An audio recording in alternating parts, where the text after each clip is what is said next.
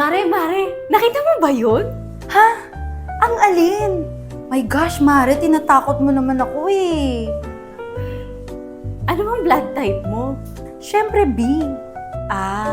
Akala ko OA+. Yung bagong Pilipinas billboard kasi. Oo, Mare. Campaign launching kasi ngayong darating na linggo sa January 28. Alam ko nga gaganapin siya sa Quirino Grandstand, Ermita, Manila. Tapos may pa-kick-off rally pa. Di ba bongga?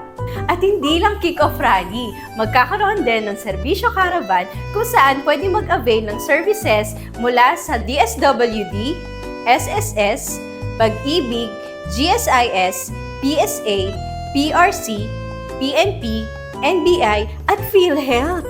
Tapos Mare, dadaluhan din to ng mga governors, mayors, punong barangays, SK officials, tapos isama mo pa ang mga lupong tagapamayapa members, barangay tannols, at saka ang BHW, tsaka BNS.